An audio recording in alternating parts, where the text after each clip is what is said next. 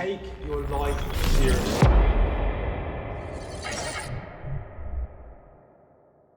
All right, welcome back to another episode of the Beyond Limits podcast with my good friend Ricky and myself, Mark.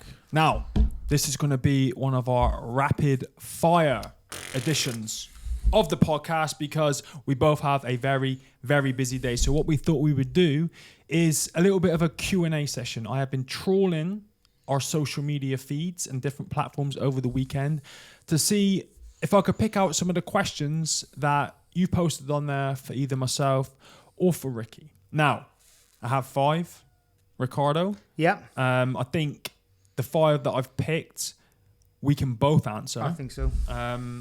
So let's start with the first one. We're both men in the military. Yes. You're still serving. I am a veteran. And we have been asked, what is the most significant lesson that you've learned from your time in the military? And how has that shaped your life since? I'm answering first, am I? Go. Boom, boom. We didn't prep these questions either, so this is the first time I've heard of these. So thinking off the top of my head, I've got this tattooed on my leg, and it's from some legend, Jocko Willink. Such a legend, you forgot his name. Discipline equals freedom. Yes. Okay, something that I shied away from, especially as like a teenager and even early 20s. You hear the word discipline, you're like, oh, it's a bit boring. But actually, it's really powerful. It's one of the most powerfulest things that I think I've ever come into contact with for personal life, for sports endeavors, for business, for anything. It takes a long time to realize that after you apply it for a long time and then you see the outcome. And by a long time, I mean, if you want to get fit, it might take a year. So you need to have the discipline to do those certain things. And just stuff like making your bed in the morning and all that kind of stuff. It takes a little bit of discipline to do that. Organize your day. I didn't realize how much actually self-discipline plays a massive part in sort of my life. And there's gratitude in there as well for me, being traveling across the world and seeing different environments, different, war zones or different countries in general. I think we're sometimes really lucky in this country. We don't realize how lucky we actually are. So I think if I could pick 2, not just one, I'd pick discipline and I'd pick gratitude as well. When I was younger, if anyone ever said discipline to me, the first thing that came to my head was just getting slapped around the back of the head for being bad. Lazy. Yeah, but obviously as you understand different meanings of that word. And now to me it basically means doing the stuff that you've got to do even when you don't feel like doing it. Bang, yeah. Which is why discipline equals freedom. Because if you do that, if you can be disciplined enough to do the things that need doing even when you don't feel like doing them, you're fulfilling your mission, right? Yeah. It's hard to do. It is hard to do. And I think the way I like to explain it is for investment properties, sometimes they can be hard to obtain because you need to save up a deposit, and there's other assets you can buy and stuff. But to do that, you need to have the discipline to not waste your money on other things. And then when you first start to do it, you'll buy one, you won't see much money from it. And then, say in 10 years, you get 5. And then in 20 years, you get 10. Then you got the freedom then to go and do surfing in the day or to do jiu-jitsu all day. And then people might be like, wow, it's all right for you because you've got that money coming in, but you've had the discipline to sort of get that money to come in the first place. So the freedom aspect comes from, money freedom, or it could be, well, you've got the freedom to walk around now and do this for your family or go climbing or to do jiu-jitsu. But yeah, you've had to build your body to get in the state where you can have that freedom to do that. Well, I think for me, the most significant lesson that I've learned from the military is human potential. Yeah. Even now when I think back to it, it's 22 years ago. But as a young 17-year-old, watching myself and other men push through their limits mentally, physically, and emotionally to do things that they never thought they'd be able to do, or that any human being could really do. I remember when I was younger, putting people on a pedestal, being like, oh, I'll never be able to do that. Oh, they're so fit, they're so strong, they're so smart, they're so capable, they're so able. And you kind of, you sit there and have this mental battle with yourself thinking that you don't have what it takes to be able to do what they do. But that's bullshit. Like, I've seen so many people now, I'm fucking 40 years old, right? Yeah. I've seen so many people now do things and achieve things and push through adversity and challenges and barriers to go on to achieve their goals that they set out, that it's always been a thing of mine when I was in the military, to see the potential. Yeah, of the a human maximum, being. the maximum potential of somebody. Yeah, that's definitely the most significant lesson I think that I learned is understanding human beings and their Seeing their their potential. potential. Yeah. So what would you say if somebody wasn't in the military? Because there's people that are not in the military. Like, you know, I think the discipline thing, you know how to apply that in some sense, because you just do the things you don't want to do for a long time. But how would you suggest, and I know I'm asking enough just on the fly here, that they can do that? So I know in the military, I think in the military we get pushed on a few things. So we'll get taken on, say, exercises for a few days, and really pushes people. And I think when you're being pushed to that extent, you get to see people's true character, and that kind of stuff's important. If you're not in the military and you don't have that opportunity to do that, how would you maximize your potential, do you think? Is there ways that you could do it, or would you suggest that everyone joins the military? No, it's easy. There's discipline, and then there's self-discipline. Mm-hmm. You have to be self-disciplined. Okay. And I think what I've learned over the years is some people have it, some people don't. Yeah. But it's something that can be learned if you want it enough. Yeah. Do you know what I mean? This is why when people talk about goal setting, they always say, what's your reason why? Mm-hmm. You know, whenever I set a goal, I have to have a reason why that gives me goosebumps and makes the hairs on the back of my neck stand up, Yeah, and motivates me and fires me up, because then when it gets shit and I have to rely on being self-disciplined, I remember why I'm doing this in the first place, and that's what gets me over that hump and pushes me on to go on to achieve it. Yeah. So, nice. it's, you know, I don't know. Can you teach self-discipline?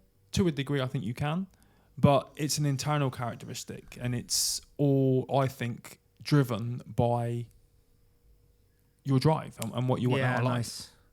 So in order to see your maximum potential, you need to be self-disciplined to sort of push yourself out there, to do stuff, to chase stuff, and then you can see, because, you know, in all honesty, I think some people can achieve a lot and then some people might not, but a lot for me might be a different to your a lot, and then someone else's a lot might be. But I suppose to see your maximum potential, you have to have that underlining characteristic of self-discipline to push you through that. Yeah, it makes some sense. Yeah. Nice. All right. So question number 2. We've both been through adversity. Mm-hmm. We both faced adversity in our life, all the way back from, you know, military training. I would class that as adversity, to what you're going through now with injuries and all these problems. So the next question is, what advice would you give to others facing adversity on how to find strength and resilience? Nice. Do you want to answer that one first? So what advice would I give to others facing adversity on how to find the strength and resilience? Do you want me to go first? No, I was just going to say, like, my thing is, whenever you say the term adversity, I think most people in their mind want to run. Like, oh no, difficulty, challenge, run. Or hide away. But I think there's a gift in adversity. Yeah. Because it forces you, when we just talked about human potential, it forces you to unlock some of your human potential, because you have to become the person that you need to become to overcome the adversity that you're facing, whatever that is. You know, so it's a mindset thing. I would say, like, when you're facing adversity, challenge, difficulty, whatever it is, don't think, oh shit, I've got to run away from this. This is too difficult. This is too hard. I don't want to face it. Just think, okay, cool.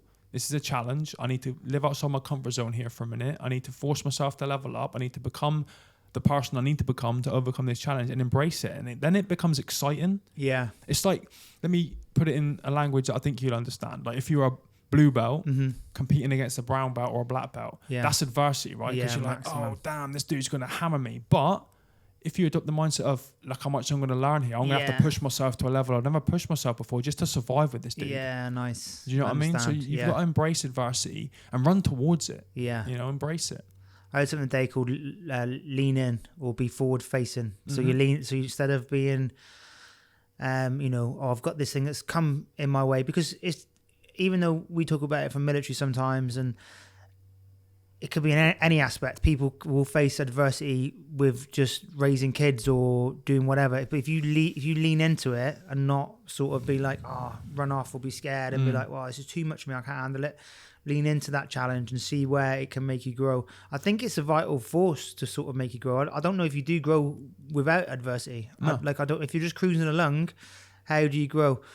And also I think if you are facing challenges, maybe taking a little bit of time to step back and then like reanalyze, because sometimes you might set a goal. For an example, like my goal for the past 7 years has been to get a BJJ black belt and compete at black belt and then try and get a world medal.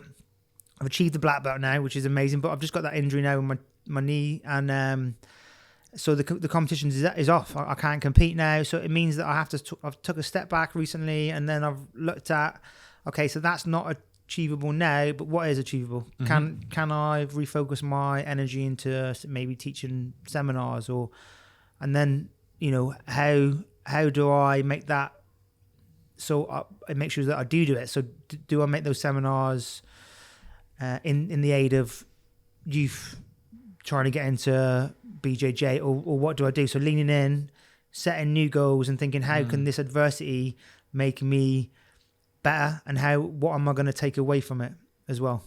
Yeah, I had a saying once about setting goals, and it says something along the lines of remain focused on the goal but flexible in the approach. So you're talking about medaling as a black belt on the Worlds. That's still your goal. Yes. But you're now, because of your injuries, you have to be flexible in your approach, and you understand that that's going to take rehab, recovery, focusing slightly different in a different area for a little bit of time.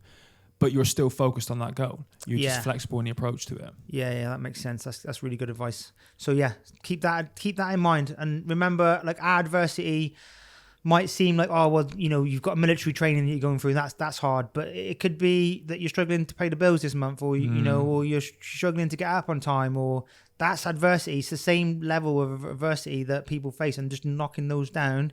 Don't be ashamed by it. Well, I'm not facing a lot of adversity, because it's different for everyone.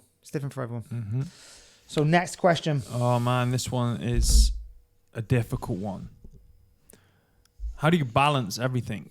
Being an athlete, a father, having a job, podcasting, creating content, whatever it is that how do you balance it all? And I'd like to dispel some myths here to start with straight away, because we were talking about this off air, and I think we're all guilty of it. You look at other people, like let's say content creators, for example, podcasters. Yeah. We all look at them and we see the stuff that they're creating and their social media presence. And I think, well, I certainly do. I look at this and look at these people and think, they make it look so easy. How do they do all this stuff? The reality is, it's a fucking chaotic shit show behind the scenes where you're just every day trying to figure out, how do I make this more efficient? Who do I need in my team? How do I get this to reach more people? What's the next stage of the plan? It is a constant chaotic shower of shit behind the scenes, and I'm sure it gets easier over time because we're trying to figure this out now. Using technology and the right kind of people in the team, but it is difficult to balance. I'm not gonna sugarcoat that. No, that's true. I think the balancing side of things so difficult. You are right, and I don't know if it ever does get easy. And if it is too easy, then maybe you should upload something else onto your plate a little bit. I've always found that. I've always thought like, oh, this is going to get easier now. It's going to get easier after a while, but sometimes it doesn't. I think balancing for me is something that I've tried to do, and I've done it well at times, but then different times it phases in and out. Is just putting it on the calendar. So yesterday was Sunday. So Sunday, sat down with my wife. Okay, so what day is date night this week? Well, it's Wednesday night. So that's mainly Wednesday nights our date night. What does that mean? It means that on the Wednesday night, I'm not going to be on my phone. I'm not going to be texting or doing whatever. I'm going to just really say, what do you want to do tonight? Do you want to have just tea and we sit down together? Do you want to watch a film? Do you want to do whatever? So, that's how I prioritize stuff, is I need to put it on the calendar.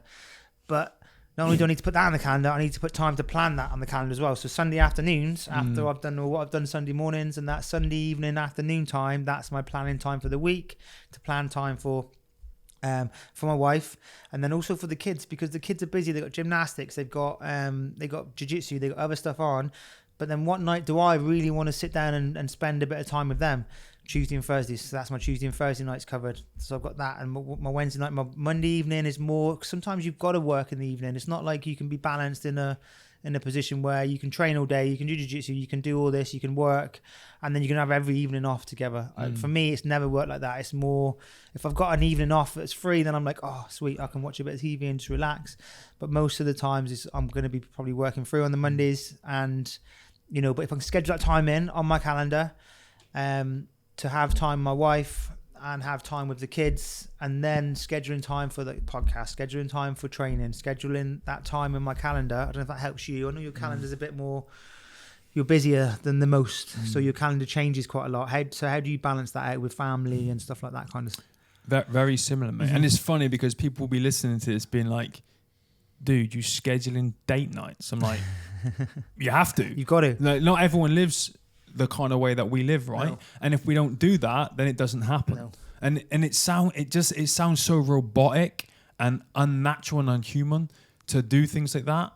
But literally, if you don't schedule it, it's chaos, right? It is, yeah. You have to have these things locked in and scheduled. We don't live a life where, you know, a lot of people think that 9 to 5. They go into the office or wherever they work from 9 to 5, and then they have that separation. Yeah. That's business, work, professional life. After that, it's personal life. Yeah. But I think both me and you have just this big amalgamation of all of it.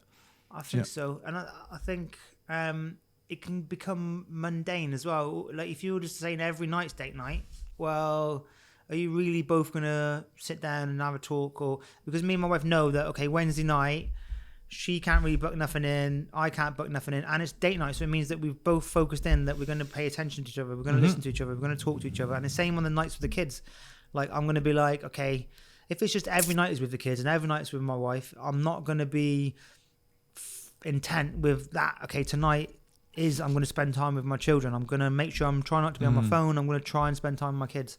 So I think scheduling it in just gives it more focused attention, because the nights that I'm with the kids might mean that in the evening when the kids go to bed is I don't really see the wife much, but I'm with the kids that day. So I'm spending time and she's with the kids. So it's like we're focusing on the kids. And on the date night, the kids can take a bit of a back seat. They can watch a bit of TV and stuff. Me and the wife can prep a meal for once the kids go to bed, and we can have a meal. So it's like, I think it gives you that focused attention to really... So you don't schedule it. I don't think it happens. I just don't think it happens.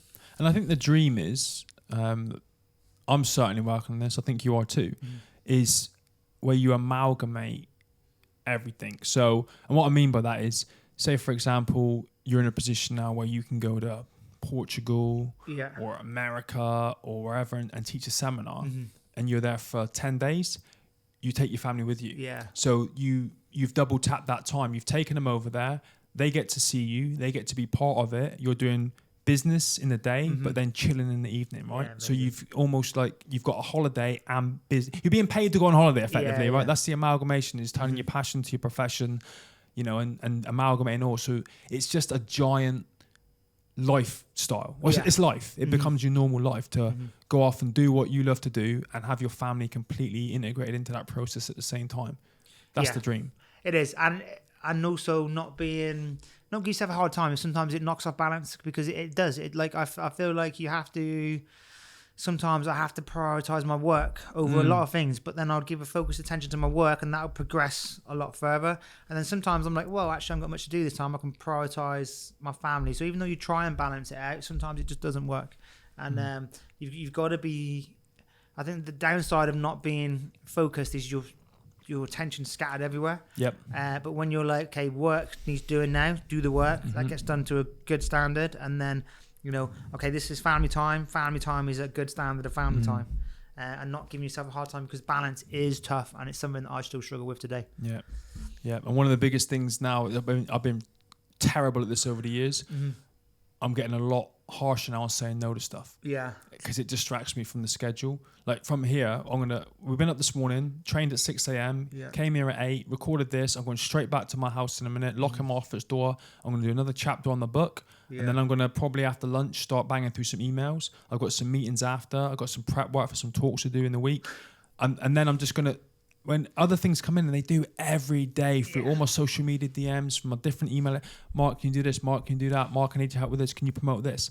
And while I've loved doing it over the years, now I'm getting to the point where I'm like, no, because by doing that, I'm not doing my book. By doing that, I'm not prepping for a talk. By doing that, I have to sacrifice a podcast for Ricky. Yeah. So I'd love to help you as much as I can, but no. And you know what's really helped my mindset shift for that is I heard someone the other day saying, I am a good guy, but not a nice guy. Yeah. The nice guy is the one that goes, right, yeah, I'll do that. Yeah, no problem. I'll do that. And you just please everybody, right? Yeah. At your own expense and your own sacrifice. But the good guy is the one that goes, if I can do that, I'll do it. I'll do what I can to help you, but I'm the priority. What I need to do is the priority. So if I can fit it in, I will, but I'm not going to change my entire life and schedule to be able to do this for you. I'm sorry. Yeah. I hope you can understand that, but this is the way I need to be. And that, again, goes back to being, I think that's discipline as well. Yeah. That's hard to say no. It is hard to say. That's something, I think it's something that, I probably struggle with that a little bit. But it comes, every time you say yes to something, it comes at a sacrifice of like family time or, other things will it just comes at a sacrifice. Just headspace sometimes. Yeah, headspace as well. Like just that I've often got to a point like towards the end of the week when I've fired through everything. I've had a productive week. My emails are down, my DMs are down, everything's good to go. All my like social media content scheduled. And I'm on a Friday, it's like 1 o'clock. I'm like, cool, let's just chill for the weekend. Yeah. And then something comes in and I'm like, oh yeah, I'll do that. And what I really want to do is say, no, I'm chilling for the weekend. Yeah. But then I end up getting up Saturday morning and trying to do something for someone and whatever it is. But now I'm just being a lot more brutal with it. That's and if people good. don't understand, then fine. Like people are going to get in a bad mood. There's nothing I can do about that. They're probably the people you don't want around too No. much, because people should like understand that, especially the high achievers, because people know like you need that time to rest your brain as well. You can't be just constantly boom, boom, boom. I feel like you're just going to burn out. Yeah. And then that's like that's 2 weeks off then, because you burn out, I've got to rest up for 2 weeks. It's like, absolutely. Yeah. I think if they don't understand, mate, you just cut them off, as harsh as that sounds. I even say the same thing to my wife. If she needs to prioritize herself, so she needs to book in her calendar an hour, 2 hours of training a week. So she's taking care of her body. She needs to prioritize her own stuff. And I'm like, don't get doing stuff for me. If you're busy, then tell me that you're busy. And prioritize yourself first, because then you'll be a happier, a better balanced person. And that means you'll be a happier mom, a happier, person all around. So I think you prioritize yourself, as selfish as that sounds. And people don't understand. It's that old cliche thing on the airplane, isn't it? When the oxygen mask comes down, put yours on first. Because if you pass out, you're no good to no one. Yeah. You got to look after yourself. They call it self-care. I call it self-maintenance. You got to look after yourself before you can look after other people. Yeah, and if you're sacrificing every day off or every Saturday off and Sunday off, you're going to burn out, and then it's not fair it's not productive. It's not fair. So I think, saying no. Maybe we could look at a podcast just doing on saying no, because I think I need help with that. No, I'm not doing it. See, he's good at it already. He's mastered it. What's our time like, mate? We're at 23 minutes, so we're going to try and rattle these out easy. All right, next question. Who is your biggest inspiration? Ooh, and this is question 4, is it? Question 4. Biggest inspiration. And why? There's I'm trying to think off the top of my head. That's a difficult question. Do you want to answer that one first? Yeah. So while you're thinking, I get asked this a lot when I do other people's podcasts, and the answer I always give back is, it depends on what area of my life I'm looking at. So, there are many. It might be one person as a father. Yeah. Like my granddad growing up, like his values and his morals was something that always inspired me. He always used to say, I'll get this wrong the way he said it, but if a job's worth doing, it's worth doing well, is what I think he used to say. Yeah. Basically, whatever you turn your hand to, do it to the best of your ability, or don't bother doing it at all. And just the way he lived his life and the way he treated people, that was an inspiration as a person when it comes to developing values. When I was growing up and I started reading people's autobiographies, it was people like Arnie and so because everyone knows these people, right, for making movies, but if you look what they went through to get to where they are, the work ethic, the resilience, the constant failure, people laughing at them, people telling the amount of no's these people got, even modern day people, like, well, they are still modern day people, make them sound like dinosaurs, but like Dwayne Johnson, he tells the $7 to go and getting arrested when he was a kid. That inspires me on a professional level when you're talking about resilience. The answer I always give back, if I want to give like a holistic, all-encompassing answer, my answer is always anybody from any walk of life that's doing whatever it takes to get from where they are to where they want to be. Anyone who's got that self-belief, the resilience, the discipline, the focus to do what they want to do with their life and build what they want to build, they're the people that inspire me, that I look up to and respect. Yeah, I think you're right. And it changes over time, doesn't it? Almost. It's like, not those people I'd lose inspiration, but so it's like when you read like David Goggins' book and then you read like Jordan Peterson's book, it's different people in different areas. I think you're right. Yeah, 100%. I think I'd say the same answer. Okay. Last question. Question number 5. Can you share a personal development exercise or practice that has had a profound impact on your mindset and discipline, which others can try to? Oh, yeah. Easy one for me. It's listening to audiobooks or even YouTube now. So I pay for the YouTube Premium. I've done so for like so many years just because the adverts are annoying. You know, I don't read very well, but I can listen. And that for me has been, out of anything, you know, if I look through my Audible library, I probably get about $150 to $200. And even though, okay, probably I don't take it in as much as reading, I try and take notes when I do listen to it. But just listening to different stories, where people come from, listening to just different walks of life. And it's not been something that has been a massive change as in like time aspect for me, because to listen to a book, I can listen anytime I'm in the car now. It annoys my wife or anyone that gets in my car. Because when I turn my car on, it goes straight to the radio. But I have it tuned into the white noise thing, because then I know the white noise is annoying. I'm going to put on my phone and I'm going to put on an Audible or I'm going to put on a YouTube podcast. And that's when I'm driving. Whereas before I'd play the radio and it'd just be, and it'd be like the news that'll come on and it'd just be like the charts or whatever. But just listening to that stuff if I'm training in the gym, I've got my headphones on and I'm listening to a book or a podcast or some kind of personal development. So it's time that I'm already doing something on. I'm doing the dishes, for example. It's time that I'm already busy doing something, but I'm actually listening to something. For me, that's been massive, and it's been something that's cost me hardly anything to implement, because it's all right saying to somebody read books and study, but then it's like, well, I'm already busy. How do I get that time to do that? Well, you just do it when you drive to work. Everyone drives. You know, if you don't drive, you cycle. If you don't cycle, you get a bus, but you'll be commuting somewhere. And if you don't do that, you'll be training in the gym. You'll be doing chores around the house. You'll be mowing the lawn. You'll be washing up. Whatever it is, there'll be times when you'll be doing stuff that you can actually just listen to something, or you can do that kind of stuff. And that's been massive for me. That's been massive. I'm exactly the same. I think it was Jim Rohn who said that you've got to stand guard at the gateway to your mind, which I took as meaning the content you consume. Be careful what you put into your head, right? And I think so many people waste their time on utter shite, like reality TV shows, scrolling down Twitter and arguing with people about politics or whatever the latest issue is, that you've got one side of an argument and another side, and they waste all their time arguing, getting angry, where I, like you, will consume wholesome content, educational content, stuff that's going to help me grow as an individual. I've even got to the point now, I do the same. I struggle to carve out time to physically read a book. Yeah. But I travel a lot. If I'm doing zone 2 cardio, I'll put on an audiobook. Nice. Now I've even got to the point where I've downloaded an app that summarizes the key messages of books in like 20 to 25 minutes. Yeah, nice. So now if I'm like driving from my house to Checkmat, for example, it's like a 10-15 minute journey. I can't consume an entire book in that time. No. But I can pick one before I get in the car and go, that's a 15-minute summary. So I'll get in there, boom, pick the book I want, and I'll get the overall concepts. And then if I'm like, okay, cool, I want to go deeper on that, then I'll download the entire book. And when I'm driving to London or anywhere else in the country, I'll start listening to the entire book and then taking those lessons in more detail. Awesome. I'm going to pause you there because we're on the... we're not going to pause. We're going to finish because that was 5 questions that we've answered.